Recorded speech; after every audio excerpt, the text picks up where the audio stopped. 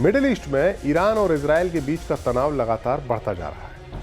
Syria की राजधानी दमिश्क में इजराइल की एयर स्ट्राइक के जवाब में ईरान बौखलाया हुआ है।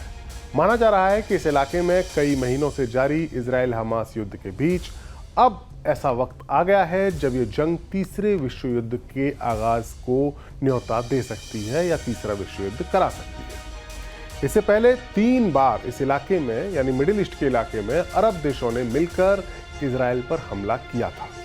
तीनों ही बार तगड़ा युद्ध लड़ा गया और हर बार इजराइल ने जीत हासिल की थी। इजराइल की जीत की वजह रहता था अमेरिका का साथ। अमेरिका हर बार इजराइल को मुसीबत से बचाने के लिए आगे आया है। इस बार भी जब इजराइल ने हमास का जवाब देने के लिए गाजा पट्टी पर चढ़ाई की है, तब भी अमेरिका ने सावधानीवश अपना बड़ा फौजी बेड़ा इस इलाके में तैनात कर दिया है। अब सवाल यह है कि आखिरकार ईरान के पास ऐसी कौन सी ताकत है जिसके दम पर वो इजराइल समेत अमेरिका को भी आंख दिखा रहा है और एक नई जंग छेड़ने के मूड में नजर आ रहा है। मिडिल ईस्ट के इस पूरे इलाके में अमेरिका के कई देशों में फौजी अड्डे हैं। इनमें Saudi Arab, Israel, UAE, Qatar, Syria, Iraq और कुवैत जैसे देश शामिल हैं, जहां अमेरिका की फौज और उसके अड्डे मौजूद हैं। ऐसे में अगर ईरान कोई हिमाकत करता है तो उसे अमेरिका पूरी ताकत के साथ निपट सकता है। लेकिन फिर भी ईरान के पास एक ऐसी जोरदार मिसाइल पावर है जो अमेरिका और इजराइल की जोड़ी के नाको चने चबा सकती है। ईरान ने बीते कुछ सालों में अपनी मिसाइल पावर में जबरदस्त इजाफा किया है और आज वो इस पोजीशन पर पहुंच चुका है कि उसकी मिसाइलें इजराइल के साथ साथ मिडिल ईस्ट में मौजूद अन्य देशों में अमेरिकी ठिकानों को नेस्ते नाबूद करने का मादा रखती हैं। ईरान के पास 9 तरह की अलग अलग कैटेगरी की मिसाइलें हैं जो इजराइल तक पहुंचने में सक्षम है। ईरान की एक न्यूज एजेंसी है ISNA, उसने इन मिसाइलों की क्षमता के बारे में कुछ जानकारी दी है जो अब हम आपके सामने रख रहे हैं। ईरान की जो कुछ मिसाइलें हैं इनमें से कुछ तो 14,000 किलोमीटर प्रति घंटे की रफ्तार से उड़ते हुए 2,000 किलोमीटर तक के दूरी के टारगेट को भेद सकती है।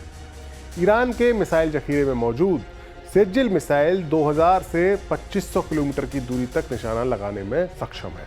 इसकी मैक्सिमम स्पीड 12 से 14 मैक के बराबर है। 1214 किलोमीटर प्रति घंटा की रफ्तार को मैक 1 कहा जाता है, यानी ध्वनि की रफ्तार कहा जाता है। वहीं खैबर मिसाइल मैक 5 की रफ्तार से 2000 किलोमीटर तक निशाना लगाने में सक्षम है, काबिल है।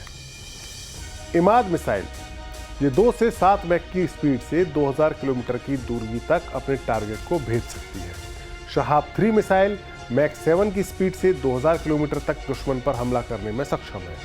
गादर मिसाइल मैक 9 की स्पीड से हमला करती है और ये 1950 किलोमीटर तक के टारगेट को निशाना बना सकती है। पावे मिसाइल ये मिसाइल 900 किलोमीटर प्रति घंटे की रफ्तार से 1650 किलोमीटर तक के टारगेट को अपना लक्ष्य बनाने में सक्षम है। इसकी रेंज 1650 किलोमीटर के टारगेट की है। फतह 2 मिसाइल ये मैक 5 की रफ्तार से 1400 किलोमीटर तक के दुश्मन के ठिकानों को निशाना बना सकती है। हाज कासिम मिसाइल मैक 5 की रफ्तार से चलने वाली है और ये मिसाइल 1400 किलोमीटर तक की दूरी तक बने दुश्मन के ठिकानों को नेस्तनाबूद कर सकती है।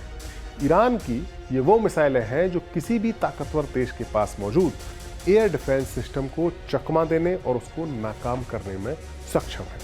यही नहीं, ईरान को यह भी पता है कि जंग के हालात में चीन और रूस जैसे 2 बड़े और पावरफुल मुल्क उसकी हर मुमकिन मदद करेंगे। अमेरिका और उसके नाटो सहयोगी देश पिछले 2 सालों से यूक्रेन की लगातार मदद कर रहे हैं। ऐसे में इनके पास मिडिल ईस्ट की जंग में उतरने के लिए गोला बारूद का जखीरा भी कम होगा।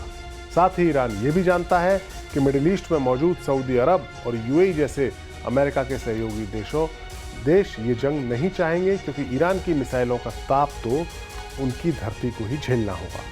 साथ ही ईरान को यह भी पता है कि अमेरिका कितना पावरफुल है और जंग की सूरत में वो ईरान के शहरों को खंडहर बना सकता है, ठीक वैसे ही जैसे अमेरिका ने ईरान के पड़ोसी मुल्क इराक के साथ हुए युद्ध के दौरान किया था। बहरहाल एक खबर यह भी आ रही है कि ईरान इस युद्ध को टालने के लिए अमेरिका को एक ऐसा प्रस्ताव भेज रहा है जो अगर मंजूर हो गया तो ईरान अपनी जवाबी कार्रवाई को टाल सकता है या उसको रद्द कर सकता है। ईरान ने कहा है कि वो इजराइल के ऊपर फिलहाल हमला नहीं करेगा, लेकिन इसके बदले में उसने एक बड़ी शर्त रखी है। अमेरिका को भेजे गए एक संदेश में ईरान की तरफ से कहा गया है कि अगर गाजा में युद्ध विराम होता है तो वो अपने कमांडर की मौत के जवाब में इजराइल पर हमला नहीं करेगा। ईरान के एक न्यूज आउटलेट है जदे, वहाँ से एक खबर आई है और उसमें एक अरब राजनयिक, एक अरब डिप्लोमेटिक सोर्सेज के हवाले से जानकारी दी है कि अगर अमेरिका स्थिति पर काबू पाने में कामयाब रहता है तो ये बाइडेन प्रशासन के लिए एक बड़ी कामयाबी होगी और हम उस पर आगे बढ़ सकते हैं। ये रिपोर्ट एक ऐसे वक्त में आई है जब मिस्र की राजधानी काहिरा में इजराइल और हमास के बीच सीज फायर और बंधकों की रिहाई को पॉसिबल बनाने के लिए बातचीत फिर से शुरू हो रही है। हालांकि इस बात की संभावना कम ही नजर आ रही है कि इजराइल, जो उसका अभी तक का ट्रैक रिकॉर्ड रहा है, वो ईरान की किसी भी शर्त को मानेगा और गाजा में कंप्लीट सीज फायर यानी युद्ध विराम को अमल में लाएगा। तो अब देखना यह होगा कि ईरान का इंतकाम कैसा होगा और इसके जवाब में अमेरिका क्या कार्रवाई करेगा।